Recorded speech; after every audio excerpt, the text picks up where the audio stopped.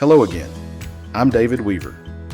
With over a quarter century of experience as a public relations professional, I understand the importance of getting a story straight. After all, perception is reality until the reality becomes the perception. The reality is that someone, somewhere, is talking about you. More importantly, they are listening to you. The way you communicate makes a huge difference in public perception of your school, business, church, or nonprofit organization. Right Team Services helps you tell your story with clarity and purpose. From website and social media content to press releases, graphic design, promotional videos, crisis communications, and more, Right Team Services delivers professional messaging built around your goals. Visit rightteamservices.net and learn more about how Right Team Services can help you tell your story more effectively and efficiently. Right Team Services, purposeful communication with powerful impact. Friday nights are built on teamwork, and so are we at Styles Electric. Just like the best teams in East Texas, success starts with hard work, dedication, and people you can count on. That's why Styles Electric is looking for the next great teammate. Whether you're an experienced electrician or ready to learn the trade, there's a place for you on a team that's powering commercial projects across East Texas. Don't sit on the sidelines. Step into a career with a company that's been getting the job done for over a quarter century. Call 903-235-2536 or visit styleselectric.com. Styles Electric. Reliable, professional, experienced. Welcome to From the Press Box on the Right Team podcast, where sports are more than just scores. They're stories. From Friday night lights across East Texas to the biggest games and headlines in college and professional sports, we bring you thoughtful analysis, honest opinions, and conversations that go beyond the field. Whether you're a lifelong fan, a coach, an athlete, or simply someone who loves the game, you've found your seat with us in the press box. I'm David Weaver. Thanks for joining me here from the Press Box on the Right Team podcast. Well, it is officially football season, and we're here from the Press Box again on the Right Team podcast. I'm with my good friend and co-host, Matt Paul. And Matt, it's been a long time coming, but man, I'm glad we're here. It's college football preview day here on the show, and I had a hard time sleeping last night. Not really, but it is almost like Christmas morning here as we get closer to it. Yeah, it's it's exciting. I have to temper it because I'm excited to talk about it. I look up and there's not really a football game I care about for another 9 days. I know obviously the Cowboys are winning the Super Bowl because they beat Seattle in preseason. Still, there's but still it's good to talk about it. It's good to talk about it in an air conditioned room rather than out at a football field right now, because my goodness. But yeah, I'm excited. Yeah, and I was thinking about that yesterday. Of course, here in Texas where we are, we've got this wet bulb globe thing going on, and I'm telling you, you don't need a thermometer or a wet bulb globe to tell you it's too hot to practice in the afternoons now. So I don't know of any program around us, specifically at the high school level, that's messing with it. They're usually done before the sun comes up or pretty much after. That's the only time they can get it in. So we will talk about high school next week. This is all about college football today. And I don't know if you realize it or not, but the college football season actually begins officially this weekend, at least in the junior college ranks. I'll be at my first football game of the year on Saturday over in Tyler when TJC opens their season. So really beginning this week, football is going to be with us until, oh my gosh, the Super Bowl in February. So it's an exciting time of year. Matt and I wanted to do a little special college football preview today, and then we'll talk a little bit more about high school next week when all of our teams here locally kick off, as you said, in about 10 days or so, next Thursday and Friday. So a lot going on here. Let's jump right into it. Of course, this was I didn't plan it this way. I'm not this omniscient, I guess you could say. I didn't realize the AP poll was coming out yesterday as we record this. But it's a good segue into where we are and gives us a lot to talk about. I don't want to talk about the AP poll per se, because in my estimation, let's be honest, it's been irrelevant for years. But But I did want us to kind of look and see maybe how you and I see things if we had a vote in the thing. And so I've asked Matt to give me his top 10 preseason teams, and then I'm going to give mine. We're going to compare and talk about it a little bit. And then we're going to talk about some specific conferences and how we see those playing out. Give our preseason prediction for the CFP, which of course will be different than these preseason rankings, maybe. We're going to also kind of give our Heisman hopefuls and picks. So anyway, good stuff here on the show. Let's get going with it here, Matt. Why don't you open us up by giving us the Matt Paul preseason top 10, the MP Yeah, poll, if you will. yeah, and of course, like you said, it's going to be very different. This is not how I'm predicting them to finish. This is what I think is the stupidest endeavor ever, as far as, like you said, the AP poll of let's put out a ranking based solely on last year and what we think a roster is going to look like. So obviously, this is just this is just where I think teams ought to be ranked, and I'm Big Ten heavy early on. I got Indiana number one because I just am not going to doubt Signetti. I feel like he might knock on my door if I did, to correct me. So I'm not going to doubt him. Uh, I think he's been there for 2 years, and he's got what, 25 wins in 2 years, so he's doing decent. They're my number one, and then Ohio State and Oregon are two and three. Both returning quarterbacks, both with maybe a little chip on their shoulder that, like, Indiana kind of asserted themselves over us, and we're going to want to maybe show that that's not the case this year. So that's my 1, 2, and 3, and then we go SEC, Georgia, Texas, 4 and 5. Those are kind of obvious picks. They're the two favorites in the SEC. I don't know that I went really too off script, 6 through 10. I got Miami 6. I like what they're doing. I like they bring in a quarterback and it just works. And they were in the national championship game last year. I got Notre Dame at 7. I like Notre Dame, and I especially like their schedule. My wife's Red Raiders come in at number 8. Honestly, I was not going to include them in my top 10 until the Sorsby stuff happened. And I feel like they're somehow going to be playing with a chip on their shoulder this year, with something to prove. And then I really just wanted to make you mad on picks 9 and 10. So Oklahoma's number 9, and Lincoln Riley and USC is number 10. Although I do think both of those teams are going to be good teams and going to be playoff contenders this year. But that's my 9 and 10. So Indiana, Ohio State, Oregon, Georgia, Texas, Miami, Notre Dame, Texas Tech, Oklahoma, and USC. Okay, we're going to have very similar. I think we may actually have the same 10 teams, just in different places. I too put Indiana number one. I believe they came in the AP poll at 6. And I just have a kind of a long-standing policy, personal policy here is the team that wins it the year before is number one the following year until somebody knocks them off. That's the way I look at that. Yeah. And so Indiana gets that one, and I'm not too sure they won't be number one at the end of it, or shouldn't have been this poll. Talk about people with a chip on their shoulder. Kurt Signetti wakes up in the morning going to church with a chip on his shoulder, as you said. So, but I'm going to put the Hoosiers there at number one simply because they are the defending champs. I do have Ohio State at number 2, so I go all big. The top 2. I'm going to be a little bit of homer here with you. Shocker, I know, but I've got my Texas Longhorns at number 3. Best team they've had in the Steve Sarkisian era, at least on paper. We'll see how it translates into the most brutal schedule I can ever recall them playing. That may in and of itself be too much to overcome, but I have them at number 3 in my preseason rankings. I put Oregon at number 4. Then I've got Georgia at number 5, and people I know are laughing at me as I say that. I've got Texas above Georgia. At some point, the Longhorns will get the Bulldogs, and I'm betting and guessing it's going to be this year. But I have Georgia in my top 5, rounding out the top 5. Followed at number 6 by Notre Dame, and then number 7 at Miami.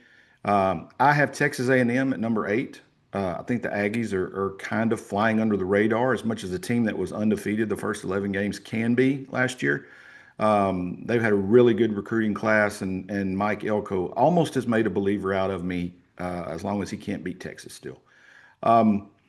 I do have Oklahoma at number 9. You can see some of my ability there to kind of see past hate. I don't necessarily think they're a top 10 team, but I do think they have the potential to be at the end of the season a top 10 team. So I do have the Sooners in there at number 9. And I, like you, I believe Texas Tech is vastly underrated again. Um, their defense may actually be better than it was last year, and it was pretty good last year, obviously. Um, their whole question is going to come down to quarterback and can Will Hammond be the guy? Um, and as you said, I think probably, yeah. I mean, they're kind of like Signetti. They've had a chip on their shoulder for years, and this only adds to that. So I have the Red Raiders coming in at number 10 to give the Big 12 some love there in my top 10. So from 1 to 10 here, I have Indiana, Ohio State, Texas, Oregon, Georgia, Notre Dame, Miami, Texas A&M, Oklahoma, and Texas Tech. And I do believe, off of my memory, which is not very good, of course, in the mornings anyway, but I believe the only two teams we had different was Texas A&M and USC. Yeah, yeah. I I view A&M a little differently, and again, maybe this is me being blinded by dislike, but I started looking at this top 10, and I started looking at A&M, and they the SEC put Georgia, Ole Miss, A&M, Alabama, and Oklahoma into the playoff last year. A&M didn't have to play any of the other four. And so, which means the best team they played in the SEC was Texas, who they lost to. Right. Now, they did have that win over Notre Dame, which was a good win. But, like, at the end of the day, I watched that A&M game against Miami, and obviously that said a lot about Miami. Miami's defense really came into their own, but just didn't look like a playoff team to me at any point last year. Did they deserve to be in the playoff? Sure, they went 11-1, and they played in the SEC, and they were still good SEC teams they were playing. But when it came time to play the cream of the crop, it didn't happen for them. So that was why they didn't make it. For me, could they take a leap this year? Absolutely. They return a quarterback we're very familiar with. So anxious to see if they're able to do that. But that was why they were like my last cut. So Yeah, not I too would far off probably either. have USC as my number 11 if we'd extended past that, to be honest. Yeah. And I am a little bit biased. Again, we do have a little bit of a local connection with Marcel Reed at quarterback. And there's the whole Texas A&M thing, which I've already explained on the podcast last year. The difference between rivals Texas A&M and Oklahoma, in light of the Longhorns, in my opinion. But uh, Marcel Reed is really to live up to this top 10 ranking. He is going to have to be the quarterback everybody believes he has the ability to be. Not that he hasn't played well already. He's gotten better every year. Can he take that next leap into an elite status? And if he does, then I believe the Aggies are going to be right where they want to be. Um, but yeah, I agree with you. There are some question marks there. But hey, let's be honest. Once you get into that 6, 7, 8 range, there's question marks for everybody. There's really question marks for everybody at this point because no one knows. Yes. No one's seen anybody play. And that's why I think it's pretty useless to be throwing out polls right now when you've not seen anyone play, unless you go back Right. and just say, okay, Indiana's my number 1 because they're the only one that finished undefeated last year. So, Right. um, so it's all conjecture at this point anyway, but which what just kind of makes it fun. Let's move on now. Before we go to the CFP, I wanted to get your conference championship predictions. And I'm just going to tell you how I did mine. You didn't have to do it this way, Matt, but I put maybe the way you would see a conference championship game. The two teams, Team A over Team B, and then I also picked a sleeper from each conference that could, I think, maybe rise up and surprise some people. So I did the same thing. So that's good. good. Yeah. Yeah, well, yeah. That's kind of scary that you and I already think alike like that. But why don't you give us your conference champ predictions and maybe some other teams you're watching for in these leagues? Yeah. So I went pretty chalky, actually. Mostly, I would say. But I just, I look at the SEC. I'm going to start with them. I don't. I don't know how to get away from Georgia, Texas in that one. I feel like, yeah, there's some teams that, Oklahoma could rise up, but Oklahoma was one of those teams kind of like A&M last year. I felt like you had to put them in the playoff, but I don't know that they were necessarily a playoff caliber team. Um, Alabama's got question marks. I've already shared about A&M. Ole Miss has Ole Miss has the best quarterback running back combo coming back. But is Pete Golding going to be Lane Kiffin? That's a big question mark for me. That's why I didn't put him in my top 10. So I can't get away from Georgia, Texas. That's my pick for that one.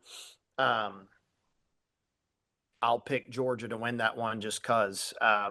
Wait till it changes. But my team to watch in the SEC is South Carolina. Lenora Sellers is back. A lot of people don't realize the first year this thing went to 12 playoff teams, South Carolina was an eyelash away from making it. They were 9-3. They had closed out the year with some big time wins.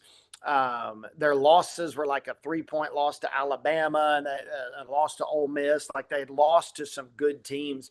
They just barely missed it. And last year, some things didn't go their way, but the quarterback who was there then and is there now is still there, Lenora Sellers. So Beamer ball, probably Shane Beamer needs to come up with a good season.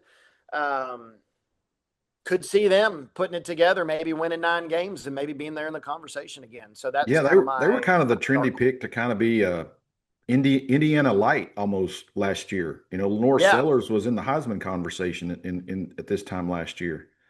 So yeah, that's a I don't know if they're so much a sleeper as maybe somebody that is expected now to go back to where they were pre Mm, 2025 as far as that yeah. rise goes. Yep. But that's my SEC. And I don't know, do you want to talk SEC now or do you want me to just roll through all mine? Um, I can give you my SEC. Let's do it that way. Yeah. Yeah, I mean, I'm with you there on the Texas and Georgia thing. Again, I'm trying to look at this objectively, and I mean, if you look at the roster that Texas has put together, I mean, objectively, I believe it's potentially the best roster top to bottom in the country. But again, they have a lot to prove, especially when it comes to the SEC. And last year, the whole reason Texas was left out last year, let's be honest, they lost to Florida on the road. That was it. That was it. And that's an SEC school that if you're going to be on the level of Georgia consistently, you have to walk into the swamp and win that game last year. Yep. But I believe they've put the roster together to do that now, and they have that experience. So I have Texas over Georgia in the SEC. My Okay. sleeper team I've already mentioned a little bit, Texas A&M. For a team that was in the playoffs last year, is kind of say, "How? What kind of sleeper is that?" But I just think they're being slept on a little bit, and they lost to Miami 7-3 or whatever that was, 10-3 in that Into 3. playoff game. I mean, that was a old fashioned slobber knocker of a ball game down there in College Station in that first round playoff. And if the Aggies pull that off, I mean, who's to say they weren't the ones that were playing in Miami in the national championship? I mean, so yeah, I'm saying they're a sleeper, not because necessarily nobody knows who Texas A&M is. I just think they're a little bit underrated going into this season. Yeah. Yeah. I could see that. And that's, to me, that's what Elko's got to do is Elko's got to find a way to keep A&M from being A&M. A&M, A&M making the playoff, and somehow when you look back at the season, you're like, was it really all that good? That's like the most A&M thing ever. It really, so it's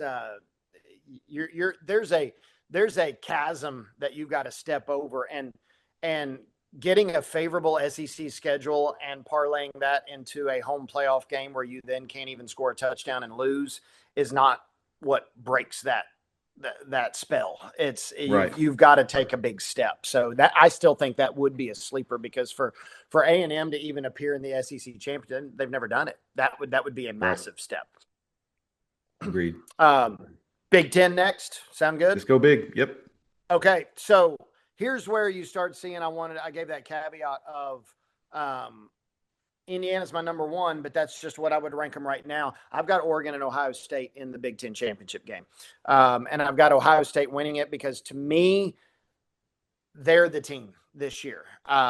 Quarterback's coming back, an elite running back, an elite wide receiver coming back. Chip on the shoulder, lost that game to Miami last year, lost to Indiana. You're like, you're no longer the power in the Big Ten. They're the team to watch. So I'm going to take Ohio State over Oregon. My sleeper team to watch, which feels weird to call this a sleeper team, but bear in mind they were only 7-6 last year. Penn State with Matt Campbell. Matt Campbell Exactly the one I have. Is a really good coach who consistently turned out 9-win teams in Ames, Iowa. That is not easy to do. And it's not a slam on Ames, Iowa. It's just not, you don't have people knocking down the door to come to Ames.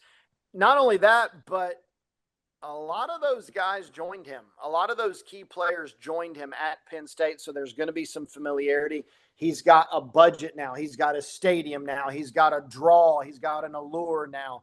I don't think Penn State makes the Big Ten championship game, but could Penn State be like 9-2 heading into that last week and flirting with a playoff spot with Matt Campbell at the helm? Absolutely, they could.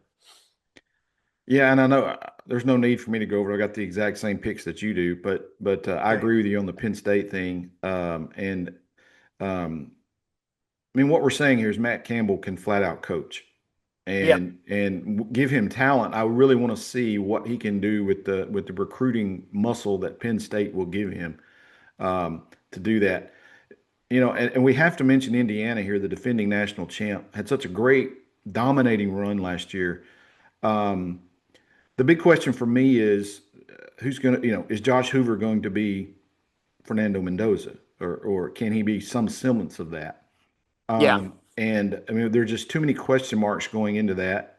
And let's be honest, again, last year was great. They've had a pretty good 2-year run, obviously, but they're still Indiana. I mean, it's their staying power there. And I think 2 good years back to back doesn't necessarily make you a blue blood in college football. And so that's kind of where my hesitancy comes in keeping them. I felt it would be disrespectful to call them a sleeper. So they're probably right now fourth in my mind of these three teams plus them that we've talked about in the big. Yeah. Yeah. And it doesn't make you a blue blood, but it does put a target on your back. It does. It does. Indiana, one thing, Cignetti's first year was incredible, but it didn't earn them a target. They won 10 games. Or 11 games. You had to put them in the playoff. And then they lost to Notre Dame. Everybody was like, okay, well, we need to prepare for Indiana now. No one thought Indiana was the team that you're trying to be. Now they do. Mm-hmm. And and you'll see when we get to my playoff lineup here and what I think is going to happen, which will be totally wrong, obviously. But I want to be clear. I do not think Indiana is about to go into a 6-6 hole or whatever. And I think they're still viable. And I think they are going to be someone you better watch out for in the postseason. I just think that Oregon and Ohio State are going to rise up like Dan Lanning and Ryan Day can. That's all it is. Agreed. Let's move on to the ACC. I'll go ahead and give mine here first. I think Miami is hands on the runaway favorite here again. The Hurricanes under Coach Cristobal have reestablished themselves, obviously, with their national championship appearance last year. I think picking the number 2 team is the big challenge here because I believe you've got pretty much the entire league all bunched together to slightly above mediocre to mediocre teams, right? And I just went with the one that I think could have some carryover from last year and is getting a little bit of preseason love now, and that's Louisville. I picked Miami over Louisville. I like that. In the ACC.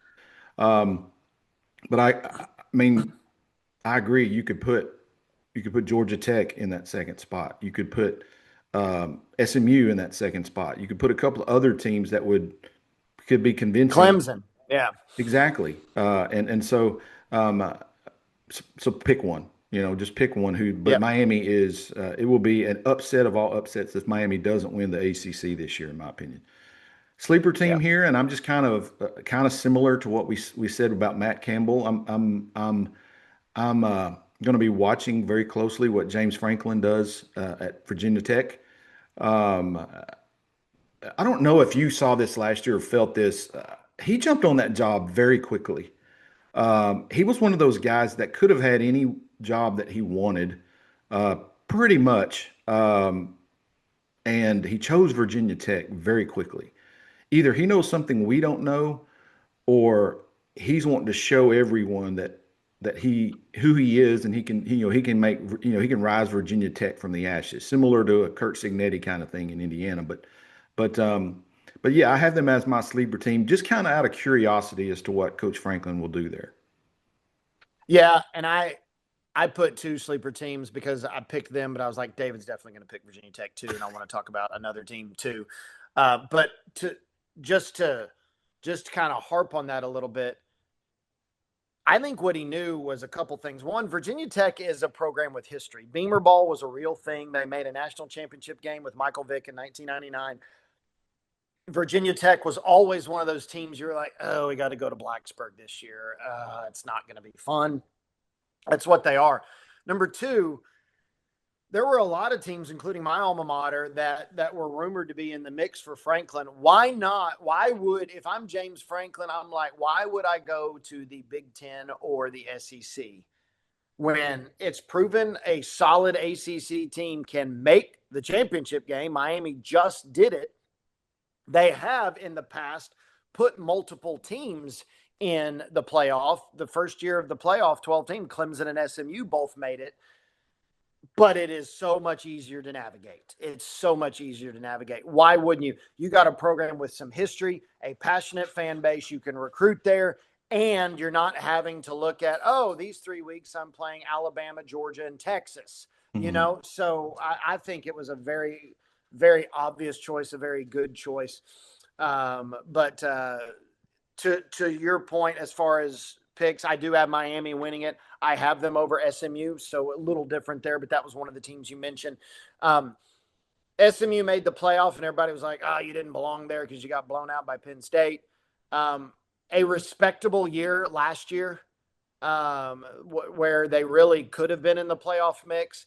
And now you still got the same quarterback, kind of like what I talked about with Lenora Sellers. You've still got a quarterback that is put up or shut up time. Look, can you be something that's an NFL type quarterback, or is this all you are? But an experienced coach who's been there for a long time.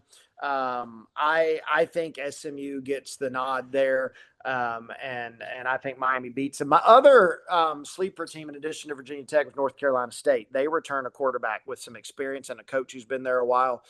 I think NC State's one that maybe we look at and we're like, wait a minute, they're 8-2 right now. Are they in the mix? That could be a team to watch. So we'll keep an eye on that as well. But that's my other sleeper team in the ACC.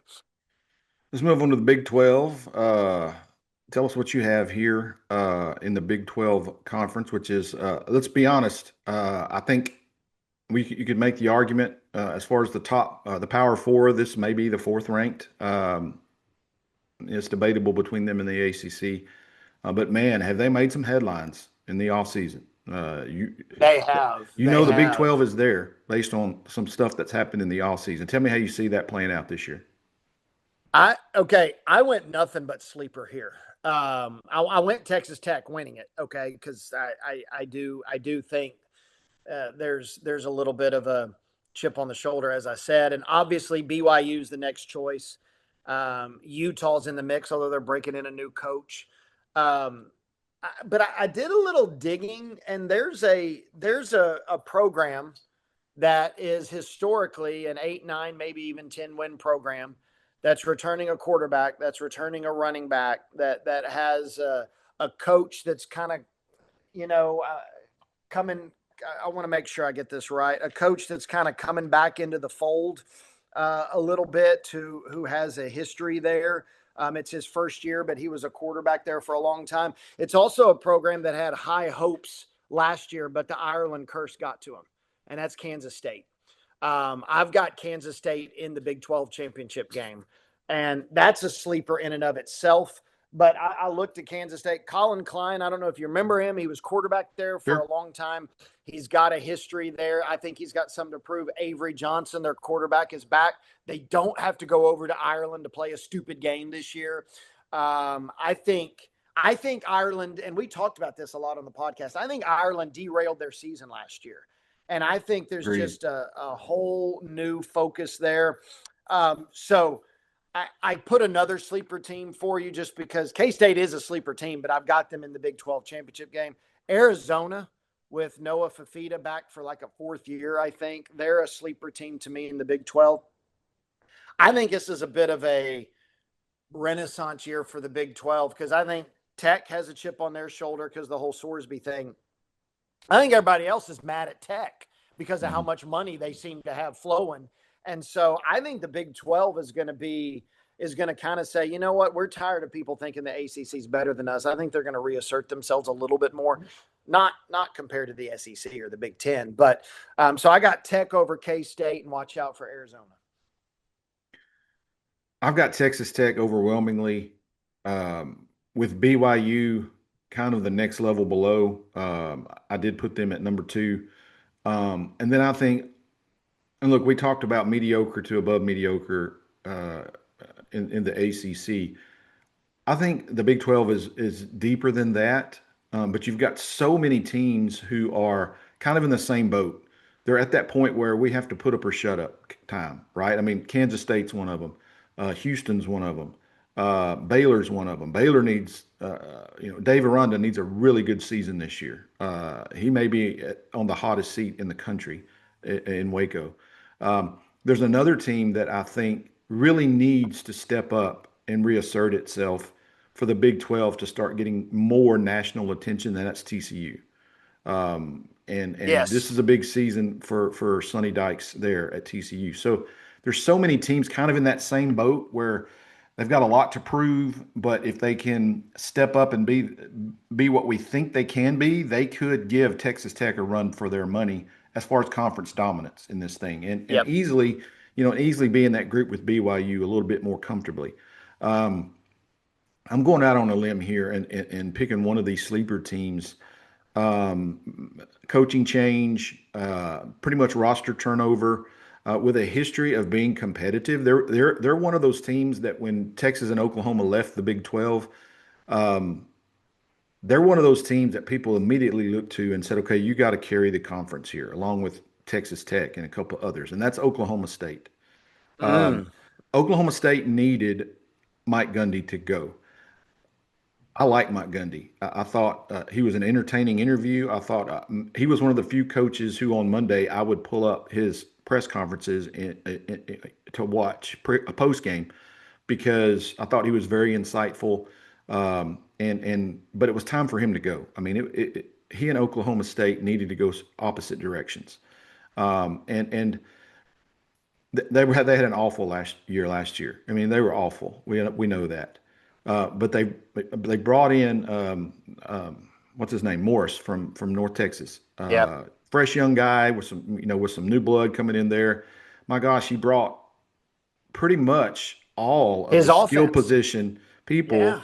from a North Texas team that was just a few points away from actually being in the playoff last year. So all of that to say, you know, is Oklahoma State going to make the Big 12 championship game? I don't think so. I don't think so. But I do think they're going to be a team no one wants to play in October and November in that league Yeah. because Morris has an opportunity. It's a great job for him because he was able to bring.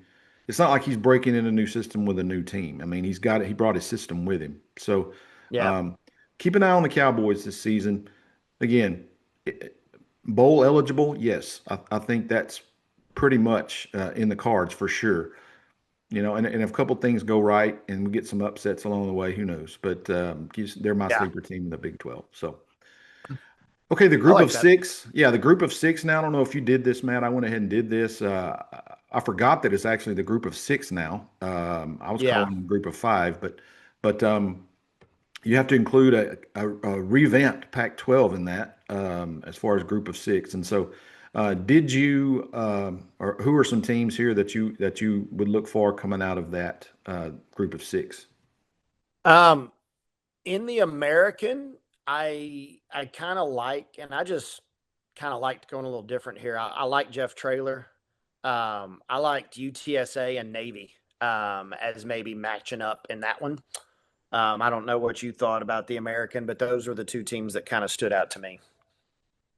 Yeah, for mine here, I treated it like a conference championship game, although it's a mythical one. Of course, it's six different conferences that we're talking about here, but I have Boise State, which seems to perennially be the team in that particular group that is Oh, favored. you're not going conference by conference. No, You're no, no, just no, no, saying no, no. I'm just saying the entire group of six. yes. Who is going to be Then the yeah, top two or three teams Boise out of that State group? is the one, Yeah. no doubt. Boise State's the one that stands out to me. Yeah, Boise State. If this was a conference and they're all together, I would say I would have Boise State over UNLV. Yeah, Again, based off of preseason rankings, what they did last year, I think Boise State's always kind of a safe pick for that. Um, my sleeper team, I kind of go along with you. I'm looking at Navy. You know, yeah, it's kind of it's difficult. It's difficult to remember that of course our service academies play pretty good football, all of them for the yeah, most part. But Navy plays a different type of football. They, they are a dark horse, I guess you could say, playoff candidate oh out yeah, of this no group of doubt. six. And I don't think Air Force or Army are going to, knock on that door anytime soon. But Navy is one of those programs that can, and so I have them kind of as a sleeper in that. Look, they play Notre Dame and they play a bunch of other, big name type resume building schools. That if things go well, Navy could be a team that you see in that Final 12, in my opinion. Yeah, I would love to see that. How cool would that be? I think that would just be one of the top stories of the year if Navy gets into the playoff. I think it would be really cool. I would not want to be the higher seeded team having to play them in the first round, even though I get them at home, because it's going to be you against the entire country. You are the Everyone's pulling for only good Navy in thing. that one. Yeah, and here's the thing with Navy. This is one of the things that Navy has working for it is, usually you get into the teeth of a season and you prep each week for a given team, but your opponent typically, let's say you get into late October, early November, your opponent, you probably can go back and revisit some things from a previous opponent that you've done because they do some similar things. That's not ever the case with Navy, unless you played Army already that year. You are getting ready from scratch. And so if they make the playoff, at least whoever they play would have a couple extra weeks to get ready from scratch. But that's the hardest thing with Navy, with their power eye, their flex bone, and whatever they run. You're starting over from scratch each week, and you've only got like 4 days to implement this. It is Right. tough to play them. I would love to see them in the playoff. That would be really Agreed. cool. Agreed. Okay, let's move on here. Now we've done our preseason poll. We've done our conference predictions. Give me your sitting here right now as you see in your crystal ball the season playing out. Your 1 through 12 college football playoff. All right. My four teams getting the bye are Ohio State, number one, Georgia, number two, Oregon, number three, and Notre Dame, number four. I don't necessarily think those are the four best teams, but I feel like there's going to be some teams you're going to hear below this that are maybe better than Notre Dame, but Notre Dame's schedule is going to be such. I think they're going to end up getting that bye in that four spot. So those are the four byes: Ohio State, Georgia, Oregon, Notre Dame. My number five is Miami. And they'll be the ACC champs, and they'll be hosting the number 12 Boise State. My number six is Texas. They'll be the SEC runner-ups, and they'll be hosting number 11 Kansas State, which I told you was my dark horse, and I thought that might be fun. A lot of this I thought would be some fun matchups, just to see what happened. That'd be a little old Big 12 reminiscent there of Texas and Sure. K-State. My number 7 is the Big 12 champs, Texas Tech. They get number 10, Indiana. And I feel like this is one of those moments where Indiana kind of is like, okay, we're in at number 10. All we needed to do was get in, and Signetti's going to be fine with it. And he's going to be ready to roll into Lubbock and see what kind of run he can put. Now, my 8-9 matchup, I don't think number 9 is necessarily going to make it. I would have liked to have put maybe BYU or SMU in here, but I couldn't resist number 8, Oklahoma, number 9, USC. I could not resist Lincoln Riley going back into Norman in an 8-9 matchup. So the odds of this 12 being anywhere close to accurate are just so minuscule. I figured, why not? Why not have Lincoln Riley going back into Oklahoma for an 8-9 matchup? I thought that would be cool. So it's Ohio State, Georgia, Oregon, Notre Dame is my top 4. My 4 teams hosting the first round are number 5, Miami, number 6, Texas, number 7, Texas Tech, number 8, Oklahoma. And then the other 4, USC, Indiana, Kansas State, Boise State. USC going into Oklahoma in December would feed families. I would love that. How And good would then that be? every one of those families would throw up because of the rottenness that would come out of that, right? I mean, Oh my gosh. and I'll be honest, I would be pulling for old Lincoln in that one. Yeah.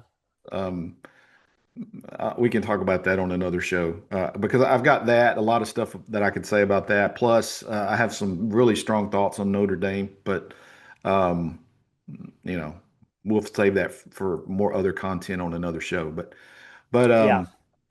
okay, mine's a little bit different than yours. I-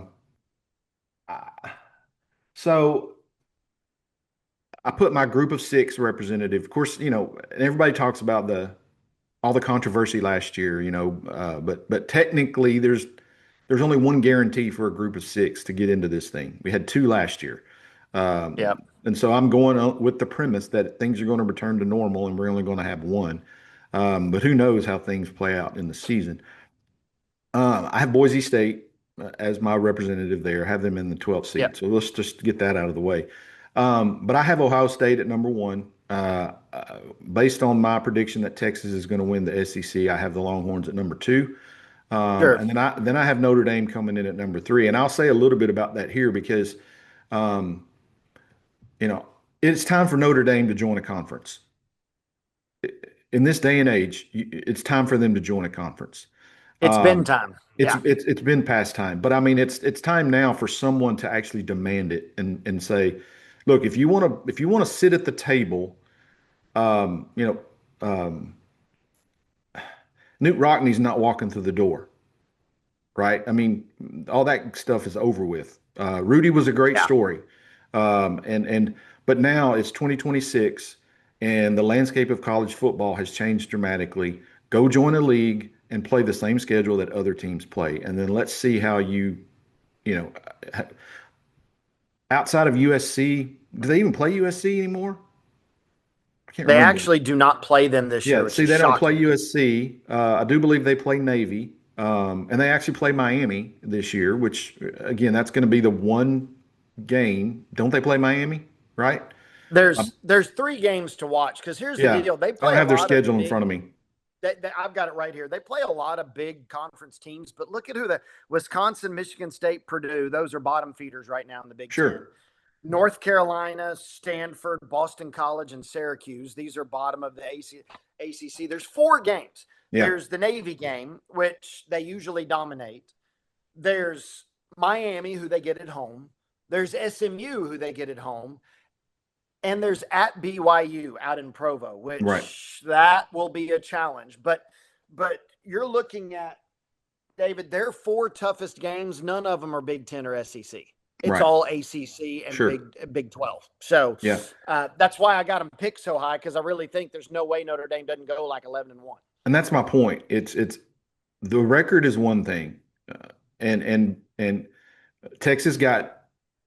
We're going back a little bit here and rehashing, but of course, we've already talked about how Texas missed out the playoff. It was because of their record. It was who they lost to. Notre Yeah. Dame will not have that problem, and they should win all of these games. and they're going to have a great record doing it. But then that's where the strength of schedule comes in.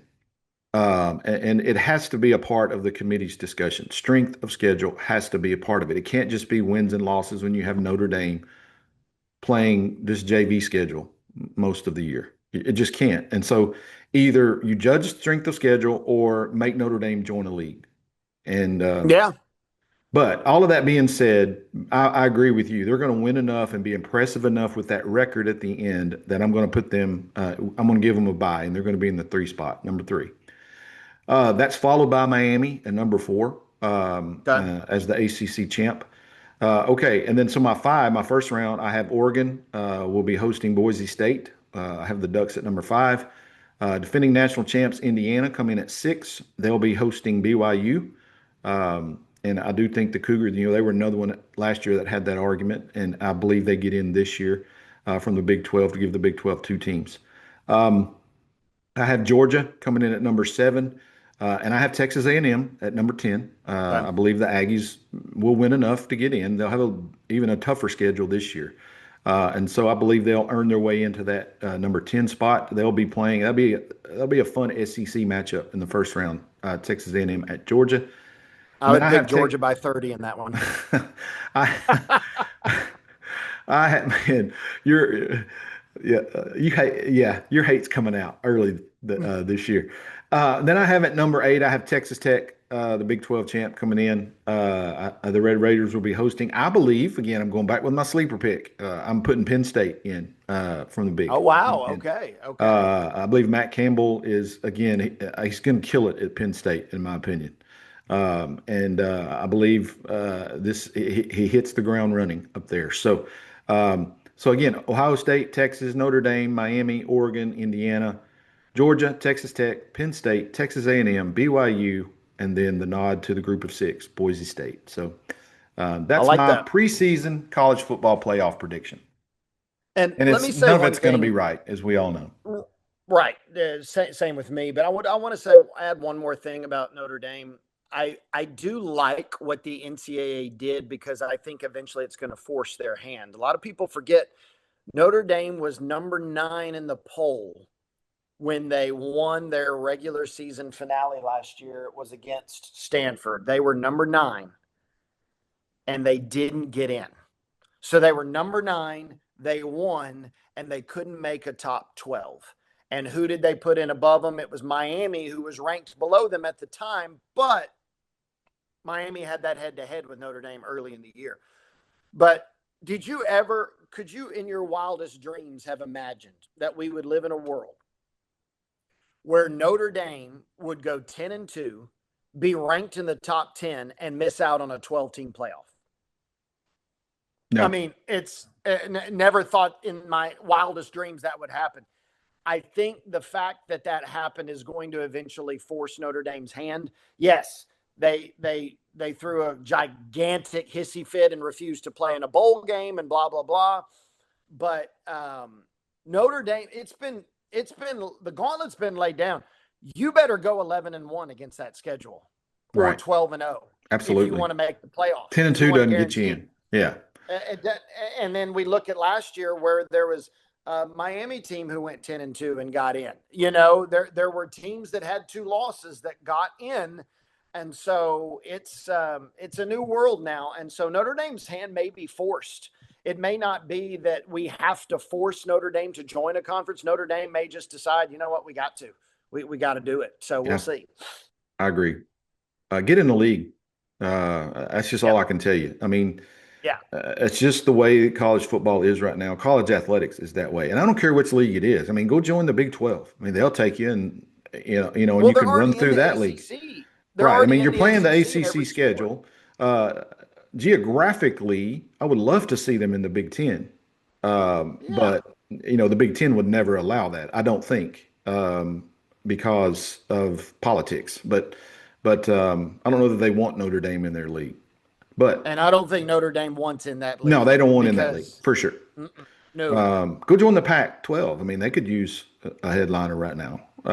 Whatever you want to do, but just join a league, a conference, and go play a conference schedule like everyone else. The Yeah. 70s are over, man. It's over. It's done.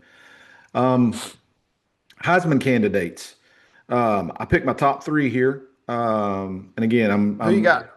I got my number one candidate, and I'm trying to not be biased here, but I just believe with all the weapons he's got around him, he's got the potential, overwhelming potential, uh, to put up numbers that we all expected from him. And of course, that's Arch Manning, quarterback at Texas. Yeah. And he's got the last name going for him. And again, he's got there are no excuses now for Arch or Sarkeesian at Yep. Texas. So I have him as my number one, and then I had a couple more on here. I think you got to include Jeremiah Smith from Ohio State. As much as a wide receiver can affect the game, I think he will affect it. And then I went with Trinidad Chambliss from Ole Miss. What an electrifying player! There's many publications I've seen that actually rank him above Arch in terms of NFL ability and NFL potential. So I don't think he would be drafted above Arch in the same draft. We'll find out next spring, most likely, depending on who you believe. But that would be my top three candidates preseason entering the season for Heisman. How about this? I have none of those three on my top three. Ooh, I sleeper for your Heisman picks. well, I think we're going to find out. Probably not. Quarterback on the best team is always a Heisman candidate. Julian Sayin, who last year was a first-year starter, like you went Jeremiah Smith. So I thought about Jeremiah Smith, but then I was like, if I'm going to say Ohio State's going to be the best team all year, that probably means Julian Sayin's playing pretty good. And at the end of the day, if the quarterback's playing really good, it doesn't matter how good that wide receiver is. Somebody's got to get him the ball. And so I think Sayin is going to emerge the quarterback on the best team. So I've got him. Again, first year starter last year, someone that's probably going to put up pretty good stats because of that schedule, somebody that's going to be at the forefront as far as the rankings go. Notre Dame, CJ Carr. I've got him in the mix. I think as a freshman last year, he really grew into that role. But here's the big deal. Last year, they had Jeremiah Love, who CJ Carr knew, I can just give him the ball. If Notre Dame's offense is going to roll this year, it's not going to be because of a running back. It's going to be because of CJ Carr. But my third one, whatever reason, Miami, what they do with quarterbacks, you look at Cam Ward, you look at Carson Beck, who reinvented himself. Darian Mintz is a really good quarterback. He was really good at Duke last year, and he's going to walk in with Malachi Toney, who I thought about putting on there, with a serious weapon there. I've got Miami as one of the top 5 teams in my playoff. I'm going to go Mensa, the quarterback at Miami, and say, I don't know what it is, but quarterbacks go to Miami and suddenly reinvent themselves into major NFL prospects. And so Darian Mensah is my other one. I like the Jeremiah Smith pick. I like Malachi Toney at Miami. I kind of went quarterback because typically that's how we're going to go, is looking at the quarterback. But so Sayin, Carr, and Mensah for me. Yeah, I didn't want to go all three quarterbacks. And I kind of look at it like this. Is Julian saying does Jeremiah Smith look better, make Julian Sayin look better, or does Julian Yeah. Sayin make Jeremiah Smith look better? Yeah. And I believe it's overwhelmingly Jeremiah Smith. I mean, Yeah. I could roll you out there behind center with that cat out there at wide receiver, and you look pretty good, even wearing Yeah. your Arkansas colors. So, um, you know, And it's the same deal with Toney at Miami. right, Malachi Toney, they're going to line up. In fact, I probably should have put him instead of Mensah on there, right, but Malachi Toney's going to take a lot of snaps this year. sure. He's going to be tough. And I'm looking at, and I'll be fair, is Cam Coleman going to make Arch Manning look better? Yep. Arch, for everything that I thought he put up with last year, I thought he ended the year on a strong note, a high note, and was playing well. He did not have, Cam Coleman, a talent like Cam Coleman out there to throw to, with Ryan Wingo now being a number two. Like I said, he's got weapons all over the field. There is no excuse for him to not be the next great Manning. at the college level. So, but anyway, if he can reach those expectations, I believe he'll be the Heisman winner. Yeah. I just think he will. Um, I wanted to put Mateer on here just to make you mad, but I just don't think it. don't I do didn't think that. it was. It's too It early in the was. season for that. He's not a realistic enough candidate in my mind to put on there, so I just I'll couldn't be put honest with anybody you. I on. wouldn't mention Oklahoma on any of my podcasts if I didn't have to. You know, they are the team that shall not be named. So, Oh, I will tell um, you one thing that could be fun is if one one team that we've kind of talked about here, and I don't know. I'm looking at my Phil Steele magazine that I well, always love to look at, but the the stats that Navy can sometimes put up, and especially the quarterback running the Navy quarterback's expected to do a lot more than most quarterbacks. If Navy makes the playoff, how cool would it be to see their quarterback be in New York? Not going to win the Heisman, but to be one of the finalists. That would be really really cool. Roger Staubach all over again, baby. Yep. Yes, sir. Yes, Yep. sir. Um, okay, the final thing here is we get ready to close out our college football preview. Again, college football, at least some semblance of it begins this coming weekend. And so, uh, what's your biggest storyline that we haven't talked about? Maybe a question you have in your mind or two about the upcoming season. For me, and I don't know, I've got a And don't pick few, the and one if I've this, got. So, well, and I've got a few. So let me ask you which one you've got before I jump in because I don't want to take yours. well, I've got three as well. So we can piggyback off of each other. But my first one Okay. is, and I am fascinated to see how this works. But what does LSU plus Lane Kiffin really equal? Mhm. We didn't even Uh, talk about him, the whole thing. We didn't even talk about him once. right, right. Depending on who you ask, LSU is a top 10 team now, uh, and or will not be in the top 25 at the end of the year. I mean, Right. there's such a big range because there's so much unknown. There's the Lane Kiffin factor, although to his credit, uh, he has appeared to kind of back away a little bit from and it's hard to say that a coach of his age and his experience has matured, but I believe that can see a little bit of that with him here in this offseason. He's almost had to because of some things that have gone on at LSU, notwithstanding the most recent joke of a controversy with the whole Jaden Daniels #5 thing. We won't even Gosh. get into that, um, but at some point he is going to say something. You would expect him to say or do something that is going to be so outrageous. You know, LSU is a college football blue blood. I believe they are, Yeah. and so their fans. I know a bunch of LSU fans, and they can be annoying, just like A&M fans and just like Oklahoma fans, right? Probably they would say that Texas fans can be annoying. But one thing that they do pride themselves on is just taking care of business. They don't really, at least the ones I know, they're all about football. They're all about LSU. They're all about the Tigers. I mean, it's like that.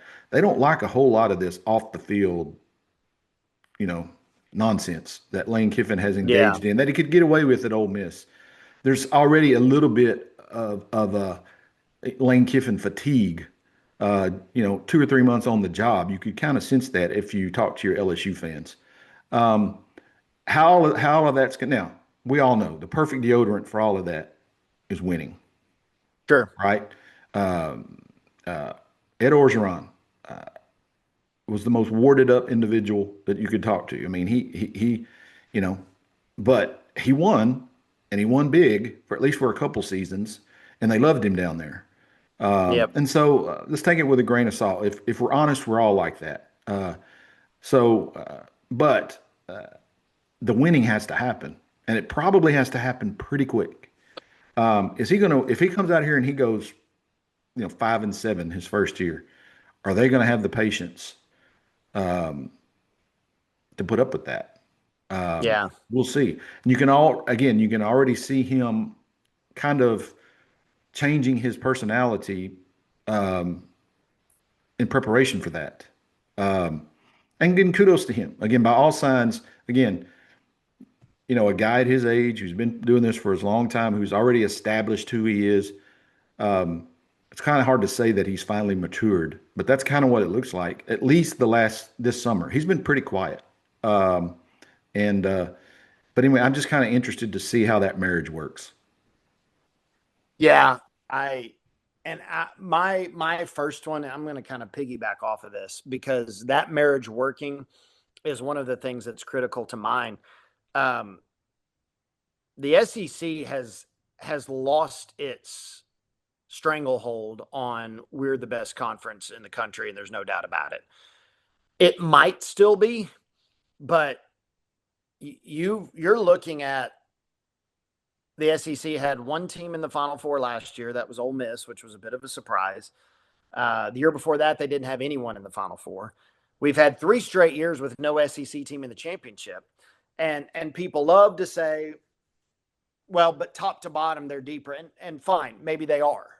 Maybe they are deeper top to bottom, but one of the things I hear from SEC teams all the time, or proponents of SEC teams, which I am, well, we beat each other up through the season, and then that we struggle in the playoff because we're okay. Then why did you add a 9th game to the conference schedule? I don't get that. Like, this is put up or shut up for the SEC, and it's not so much Georgia or Texas because they've been players in this thing for the last few years. It's LSU. You've got to get back in there. It's Alabama. This is a huge year for Alabama. Alabama does not really accept, okay, we were on the cusp of making the playoff, or we were in the playoff but didn't even get a home game. They don't accept that. That you have got to be, Alabama either needs to be in the top 4 getting a bye every year, or they at least need to be having a home playoff game. And the first 2 years of this thing, they haven't had it. And so Kalen DeBoer, it's kind of, you may say, well, that's unfair. Sorry, you follow Nick Saban. This is what you get. Mm-hmm. It's what you get. But the SEC has got to, I think, not only put 5 teams in there, but they better have at least 1 or 2 with the bye, and they better have another 1 or 2 hosting a game, Right. so that they can be sure that we get to this Final Four, and it's no longer the Big Ten that's got multiple teams in it. It's us again. Yeah. And that's a big storyline to me, because you can tell me that your 9 through 16 is better than the Big Ten. That's fine. No one cares. No one cares that you won the Weed Eater Bowl or the whatever bowl against the Big Ten. They want to know that you're winning that, and the SEC is not doing it right now. And that's a big storyline for me. Yeah, I would go so far as to say this, and look, the Ole Miss thing last year became a good story in the playoffs, right? I mean, they ran without their coach, and they made it to the semifinals. It was a great story. The SEC, the strength of the SEC, I'm sorry, is not found at Ole Miss. The No. SEC, for this thing to kind of flip back the way that they would expect it to be. The SEC needs Georgia to continue to be Georgia, Alabama to become Alabama again, Florida to become Florida again, LSU to become LSU again, Texas to take that final step and become Texas. And on top And of all that, Oklahoma. they need Oklahoma to be Oklahoma, and they need Texas A&M to finally step into that mix consistently. If all of that happens, there is no doubt who the best conference in the country is. But right now, Yeah. that isn't happening. No. The SEC is not driven by Ole Miss. It's not driven by Vanderbilt. Those teams can have great years and nobody really notices. But you have a team like Alabama who goes 9-3, makes the playoff, and then gets embarrassed by Indiana. That's a bad season. I mean, that's not supposed to happen. LSU doesn't even sniff the playoff the first 2 years, Yeah. right? I mean, they haven't been into a playoff yet. Florida, they're worse than LSU right now, and so all of that to say, those blue blood SEC programs have to rise up and be who they are. If They they do. continue to struggle and be in this cycle of mediocrity that they found themselves in, the SEC is going to struggle out of it. I don't care how good Georgia is. I don't care how good Texas is.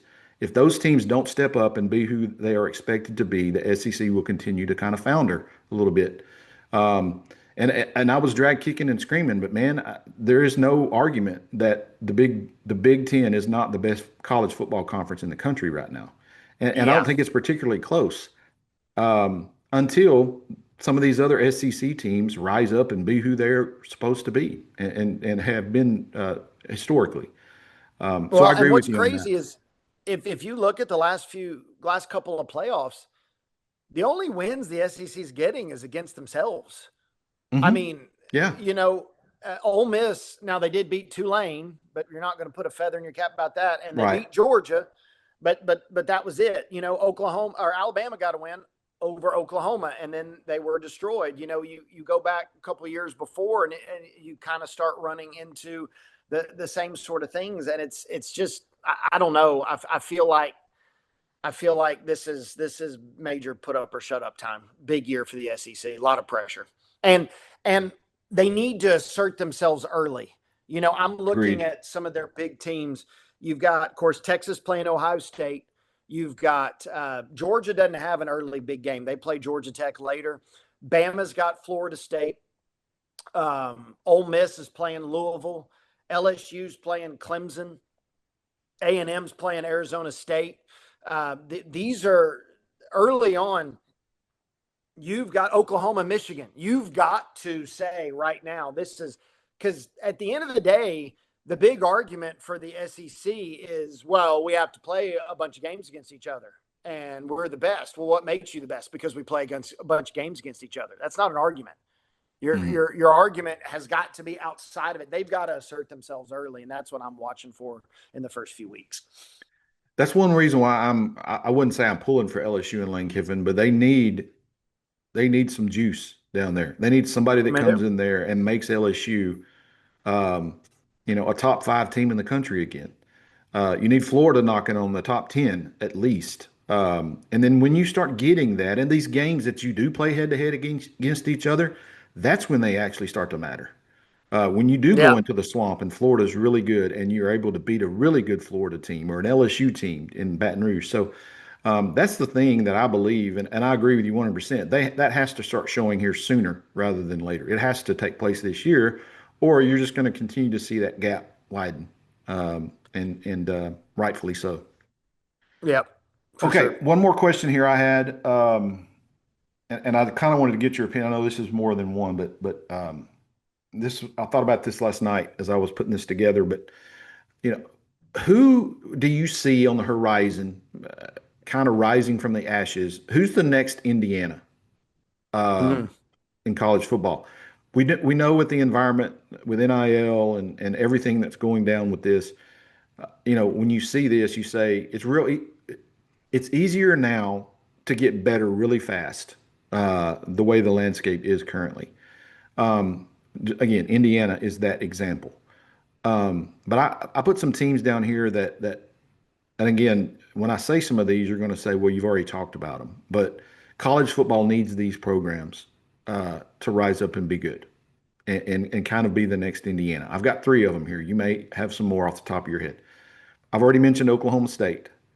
The Big 12 Yeah, needs Oklahoma State to be Oklahoma State. Okay.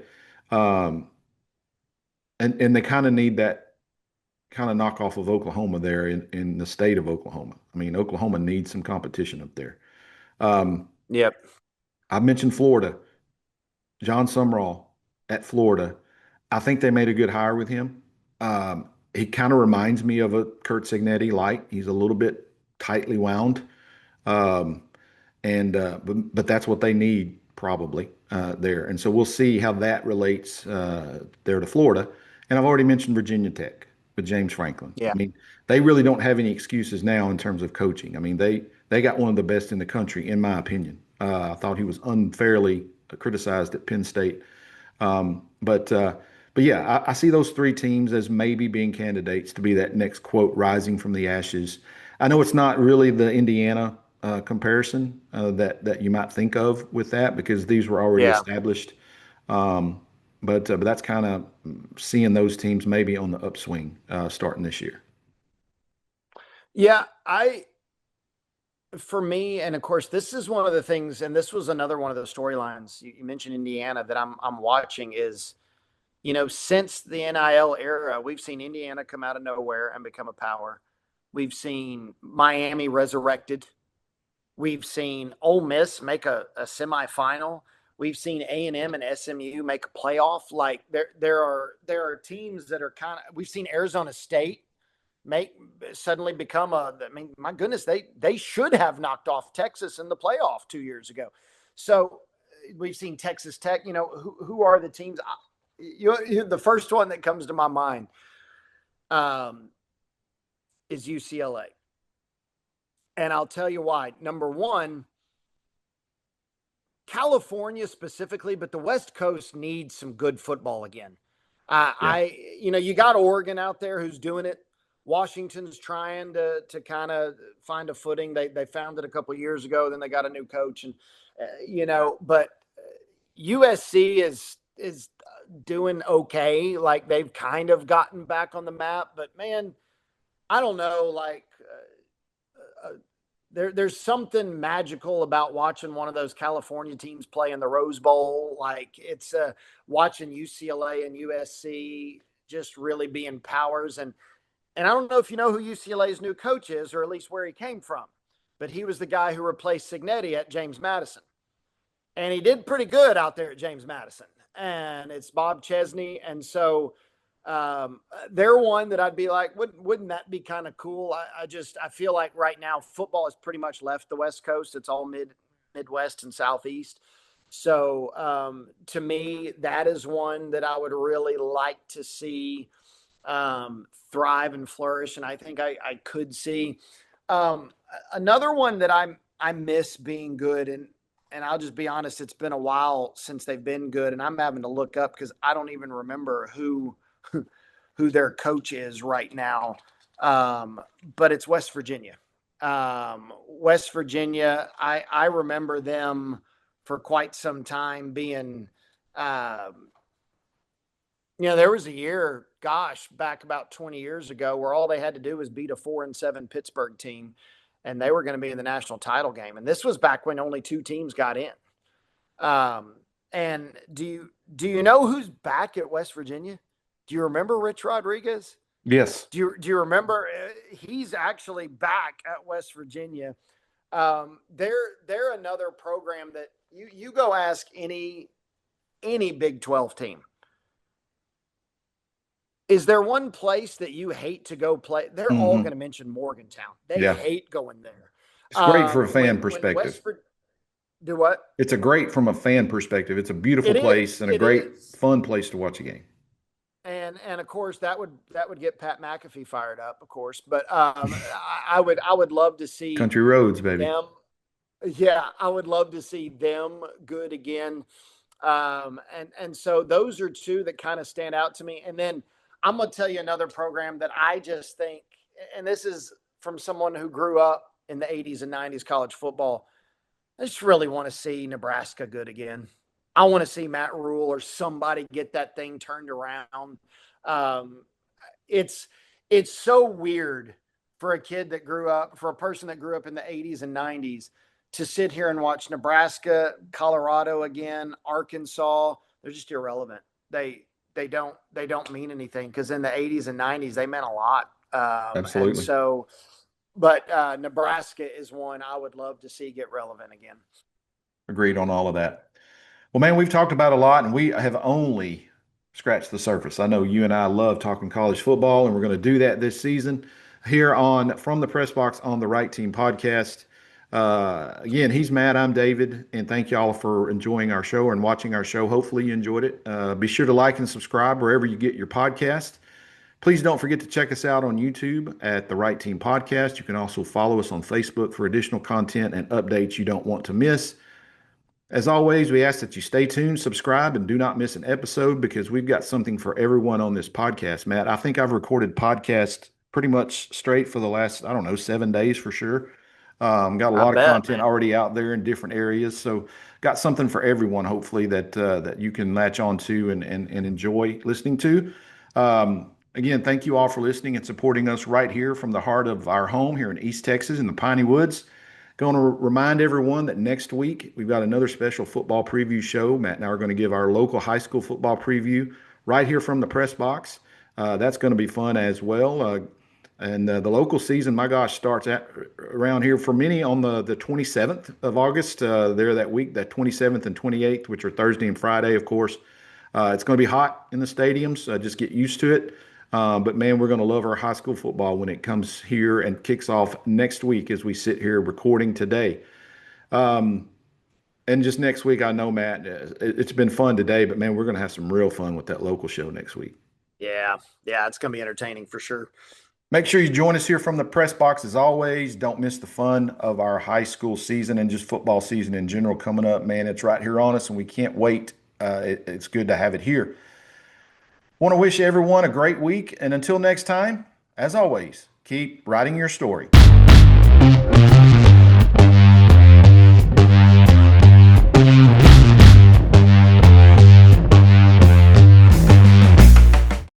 Smackover Norflet School District is more than a school system in the great state of Arkansas. We're a family. From award-winning academics and fine arts programs to championship athletics and hands-on learning opportunities, Buckaroo students are building bright futures every single day. Whether it's celebrating student success, supporting our community, or creating unforgettable memories in the classroom, Smackover Norflet is proud to inspire excellence from preschool to graduation. Join the tradition. Join the Buckaroo family. Smackover Norflet School District. We are one family. At Hallsville ISD, excellence is more than a tradition. It's a way of life. From championship athletics to award-winning academics, Hallsville students are succeeding in the classroom, on the stage, and in competition across Texas. With dedicated teachers, supportive families, and a community that believes in its students, Hallsville ISD continues to prepare the next generation for success. Hallsville ISD, where tradition, pride, and excellence come together. Go Bobcats. At Karnak ISD, big opportunities come with a personal touch. From dedicated teachers and caring staff to a strong connection with families and the Karnak community, students are supported every step of the way. Karnak ISD also proudly participates in the community eligibility provision, providing free breakfast and lunch for every student. It's a district where families are welcomed, students are known by name, and every child is encouraged to learn, grow, and succeed. Karnak ISD, small school, strong community, bright future. Join us for a historic evening at Elysian Fields ISD as we celebrate the official grand opening and ribbon-cutting ceremony for our new Elysian Fields Elementary School. The celebration takes place Thursday, August 20th at 6:30 p.m. Come tour the beautiful new campus, celebrate this exciting milestone, and help us welcome a new generation of Jackets. We invite all students, families, alumni, and community members to be part of this unforgettable occasion. We can't wait to celebrate history with you on August 20th, Elysian Fields ISD. Tradition lives here. Hello again. I'm David Weaver. With over a quarter century of experience as a public relations professional, I understand the importance of getting a story straight. After all, perception is reality until the reality becomes the perception. The reality is that someone, somewhere, is talking about you. More importantly, they are listening to you. The way you communicate makes a huge difference in public perception of your school, business, church, or nonprofit organization. Right Team Services helps you tell your story with clarity and purpose. From website and social media content to press releases, graphic design, promotional videos, crisis communications, and more, Right Team Services delivers professional messaging built around your goals. Visit rightteamservices.net and learn more about how Right Team Services can help you tell your story more effectively and efficiently. Right Team Services, purposeful communication with powerful impact.